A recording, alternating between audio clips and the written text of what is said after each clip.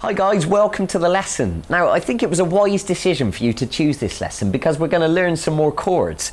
Now if you remember, we already learned some chords in the free 12-part course. If you can't remember them, I suggest you go back and have a look at them again. It was E, A, D and G. Okay, so today I'm going to show you 9 new chords. Some of them are major, some of them are minor, some of them are sevens, some of them are bar chords. And needless to say, the more chords you know, the more songs you're going to be able to play. And if you want to write your own songs, then obviously it's more useful to have more chords in your memory at your disposal. So let's get on with it. The first chord I want to show you today is a C chord. So what I'm going to ask you to do is to take your third finger and put it on the 5th string at fret 3, and then use your middle finger and put it on the 4th string at fret 2, and then use your first finger and put it on the 2nd string at fret 1. And now what we're going to do with this chord is just strum 5 strings. So what I mean by that is we're not going to pluck the 6th string. We're just going to use the plectrum to strum 5 strings downwards. Now, hopefully, each one of those notes will sound nice and clear like that. Now, in my experience as a guitar teacher, the first time that people, have a go at new chords, and I can certainly remember when I was first learning, it's not going to sound perfect straight away. You need to make sure you're arching these fingers up. Do you remember me telling you? And make sure there's plenty of space under the fingers, and make sure the back of these fingers are not accidentally touching the wrong string, okay? So you might find at first it sounds more like this. Okay, but hopefully as you practice it and you get used to where your hand needs to be, eventually it'll sound nice and clear. Okay, so I'll leave that with you. So the next variation I want to show you is a C7. And if you leave this shape on how it is, all you need to do is take your little finger and put it on the 3rd string at fret 3, and that is a C7. So that's nice and simple. And you can hear that one extra note has altered the sound of the chord. It's made it, it's given it a different sort of feel. So the next chord I want to show you is A minor. So if you take your first finger and put it on the 2nd string at fret 1, and then take your middle finger, put it on the 4th string at fret 2, and then the 3rd finger goes on the 3rd string at fret 2. So look at the chord box next to me if you want to just clarify that. And with this chord, again, we're going to strum 5 strings.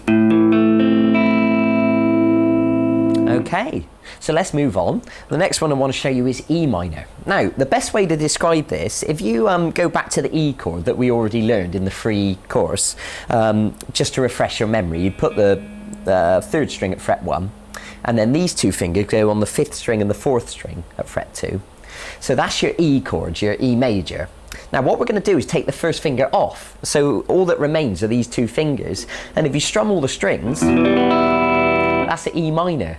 Now you might have noticed by now that minor chords sound a little bit sadder or more serious. It's kind of hard to put into words really, but generally speaking you'll find that major chords sound happier and minor chords sound a bit sadder. Okay, so let's move on. The next one I want to show you is E7. So what we're going to do is start with an E chord again. Now there's 2 ways of doing this, and I'm going to show you both. I'm going to ask you to take the 3rd finger off, so that all that remains is the middle finger on the 5th string at fret 2 and the 1st finger on the 3rd string at fret 1. And so now the 4th string is in between and it's open. So when we strum all the strings,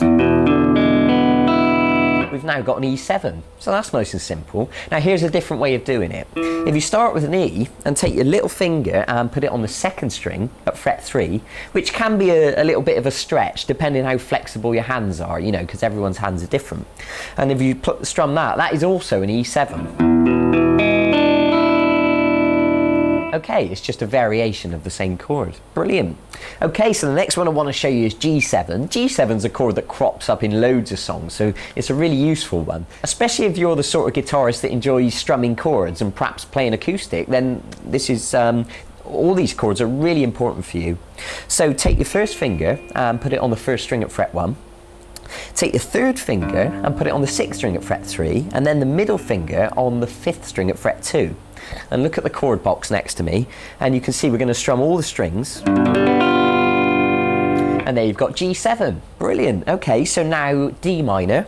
So 1st string at fret 1, middle finger onto the 3rd string at fret 2, and then the second string at fret 3. Now, take a good look at that, because some people get a bit muddled up with which finger to use. So let me just tell you again. It's the first string at fret 1, middle finger on the third string at fret 2, third finger on the second string at fret 3. And with a D minor chord, we're just going to strum the 4 strings. So what I mean by that is we're not going to touch the 6th or 5th string. So we're going to go... Okay, and once again, just to remind you, make sure the back of these fingers aren't touching the first string. We should be able to hear all 4 of those notes nice and clear. Okay, there we go, there's your D minor. Now, onto the F. Now, this is probably the trickiest one. In my experience as a guitar teacher, this is the one that people, need to practice in order to get it sounding nice. And the reason is, you need to take your first finger and put it across both strings, 1 and 2. At fret 1 like this. So you're holding them both down flat, and that takes a lot of pressure. And now what you have to do is use your middle finger to arch over onto the 3rd string at fret 2. And of course underneath, you don't want the back of this finger to touch those 2 strings, okay? Now you're going to use the 4th string at fret 3, and you're just going to strum 4 strings. Okay, so I expect you're going to have to work with that one in order to get it sounding correct. But let me just show you a different way of doing F, because if you remember in the 12-part free lessons I gave you, we learned bar chords as one of the segments. And so here's a way of doing F. You can use your first finger to play a bar across all the strings at fret 1. And then you can apply this shape, which is the middle finger onto the 3rd string, which happens to be fret 2, and then these 2 fingers onto the 5th string and the 4th string, like this. And if you strum all the strings, that's another way of doing F. And just to remind you again, you have to hold down with lots of pressure to make sure that it's coming through nice and clearly. So there we go. Oh, there's one more, I almost forgot, B minor. Now there's only, the only way of doing B minor is by using a bar chord anyway. So what I want you to do is play a bar at fret 2. And we're not going to use the 6th string on this chord. We're just concerned with these 5 strings. The middle finger goes on the 2nd string at fret 3. These 2 fingers are placed on the 4th string and the 3rd string at fret 4. And then when we use the plectrum, we're going to strum the 5 strings. Okay, so that one is also quite challenging. So the F and the B minor are probably the most difficult ones, and the rest you'll probably find relatively straightforward. So I encourage you to practice changing from chord to chord and get them in memory so you can recall them really quickly. And that way, when it comes to playing a song, you're going to be able to, move from chord to chord, and it's going to really flow smoothly and fluidly.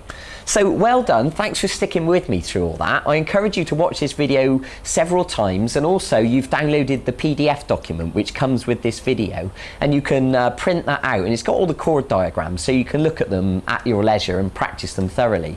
Okay, and use those chords to write your own songs and entertain people. Go and play it to your friends, go and play it to your family. Have fun, thanks for joining me. I look forward to seeing you soon in another one of these lessons. Okay, goodbye.